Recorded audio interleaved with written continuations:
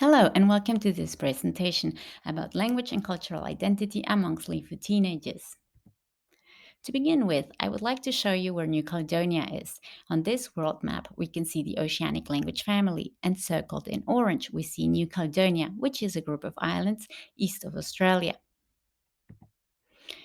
New Caledonia is a French overseas territory with what is called a particular status, which was signed after the Accord of Noumea of 1998.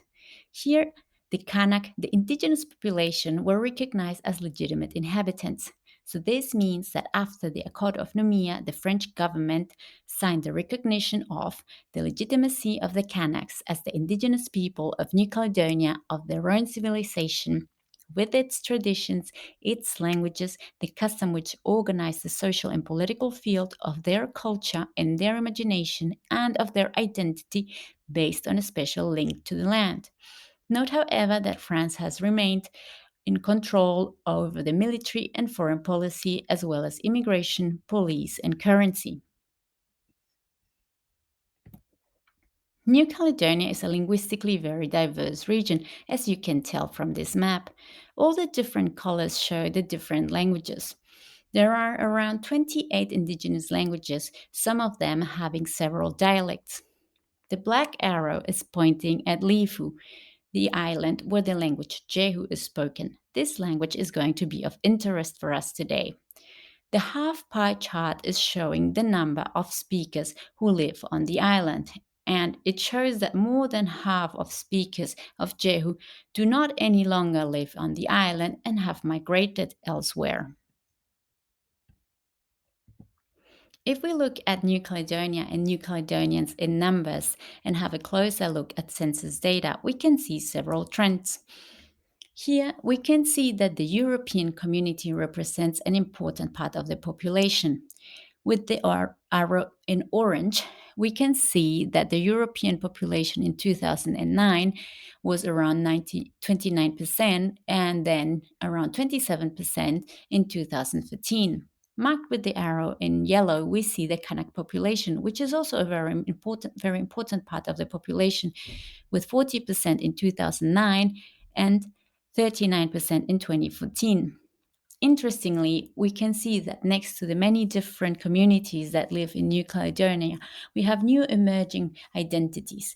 Marked in green, we can see inhabitants who reported belonging to several communities. Additionally, we have inhabitants who reported being Caledonian, marked with the arrow in blue. These two groups of inhabitants have grown in the last years. Interestingly, people who generally declare to be Caledonian are in Caledonia, New Caledonia born inhabitants who are kids of French parents. In contrast, people who report belonging to several communities more frequently have parents who are Kanak or from other different communities. To have a better understanding of New Caledonia, I will provide further census data regarding education and life in the area.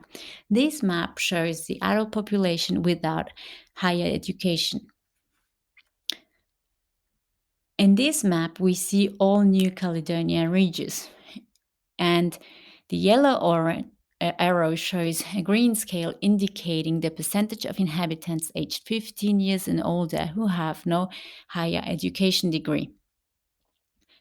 This green scale shows in light green that 30% or less of all inhabitants do not have a higher education degree. In contrast, in dark green, we see that 60% or more have a higher education degree. With this, I would like to show a contrast between the urban area of Noumea, which is indicated with the color changing arrow, and the rural area of Lifou, which is indicated with the black arrow. As we can tell from the map, in Noumea, 30% or less of the population, of the adult population, has no higher education degree diploma. In contrast, we see a slightly different picture in the rural area of Lifou, where around 40% of inhabitants do not have a higher education degree. If we look at the population that has a higher education diploma, we can also find some interesting information. In this case, the green scale shows the percentage of inhabitants aged 15 years and older who have a higher education diploma. Higher education diploma means a university diploma or a diploma that is reached after high school and not a high school diploma. The green scale shows that when it is light green, 3% or less have a higher education diploma. In contrast, dark green indicates that 15% or more have a higher education diploma. The colorful arrow pointing at Numea shows that 15% or more have a higher education diploma, and the pie chart in Numea indicates that most of these inhabitants with a higher education diploma are non-natives. If we look at Lifou marked with the black arrow, we see a different picture. Here we have 5 to 10% of inhabitants who have a higher education diploma. Note that the pie chart indicates that people having a higher education diploma in this region are Kanak natives. Now, looking at the inhabitants who declare living in a customary way, we see again a different picture. In this case, the green scale shows the percentage of inhabitants who live in a tribe. Light green indicates that 10% or less indicated living in a tribe, and dark green in contrast shows that 90% or more declared living in a tribe. In the urban area of Numia, here marked with the colorful arrow, we can see that less than 10% or less declared living in a tribe. In contrast, in the rural area of Lifou, we see that 90% or more declared living in a tribe, and also that most of them are Kanak inhabitants.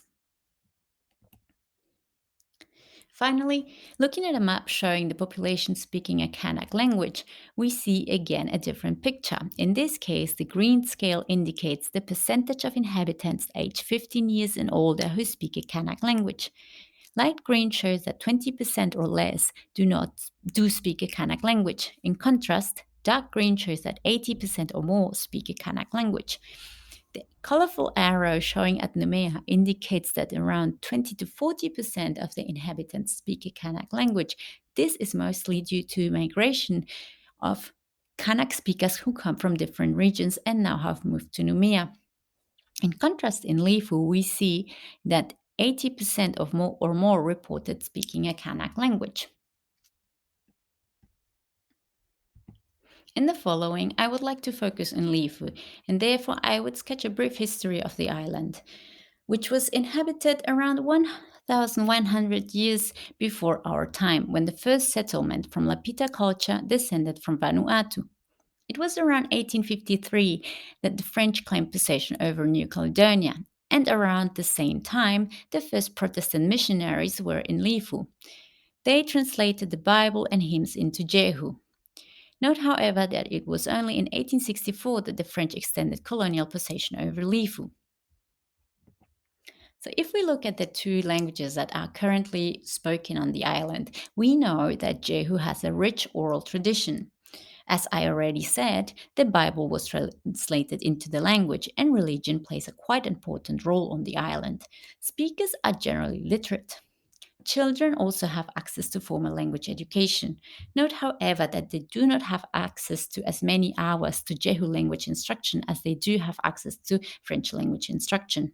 Now, if we look at the use of language French, in the 1960s, when Daryl Tryon wrote his master thesis about the use of the French language on the island, he noted that the population was not fully bilingual.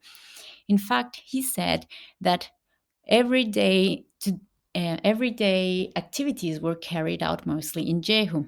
However, he noted that there was an interest in acquiring French and that adult Jehu speakers would teach French to children. It was much later, though, that public education arrived to rural areas such as Lifou, and the first public high school was inaugurated in 1994. In the following study, we would like to focus on these two questions. First, how do teenagers in Lifou reflect on the languages spoken on the island? And second, can we find indicators for language vitality? For this purpose, we use the Bilingual Language Profile Questionnaire. This questionnaire is organized in 5 sections. The first one asks about biographical information, and the following section asks questions about language history, language use, language proficiency, and language attitudes. We collected the data at the Lycée Polyvalent des Îles Williama Hauja. This is a public high school for students from all Loyalty Islands. For those who don't know the French education system very well, let me give you some background information. France has a centralized education system that is followed in overseas territories such as New Caledonia, meaning that students in New Caledonia follow the same curriculum as students in mainland France. Most teachers in this school are from mainland France, where they receive their formal training. Commonly, teachers at the lycée come from France and stay for around 4 years. The participants of this study were 86 students who responded to an adapted French version of the bilingual language profile. They came from different school years, meaning they came from seconde, première, and terminale, which more or less corresponds to years 10, 11, and 12 in other countries. We had students ranging in age from 14 to 20 years old, and we had more female participants, 67%, than male participants, 33%. Now, looking at their results and looking at language history first, and in particular at the question, when did you start learning Jehu and French? We see that around 25% of students reported starting learning French and or Jehu from birth. Note that some students declared starting learning either language from 1, 2, or 3 years of age, showing that they only saw themselves as learning a language when they actually produced language. Now, looking at language use, we see how students from seconde, première, and terminale reported speaking either language with their family and with friends. We see that there is a tendency to speak more French with the family. For instance, here students from terminale showed that said that 61% of them said that they would use French. They would also use Jehu, but only 51 said they would do so. In contrast, when speaking with friends, we see that there is a similar picture. There are more students who report speaking with their friends in French and less so in Jehu. Now, when looking at language proficiency, we see an interesting picture. Students were asked to rate themselves in 4 different competences: reading, speaking, understanding, and writing.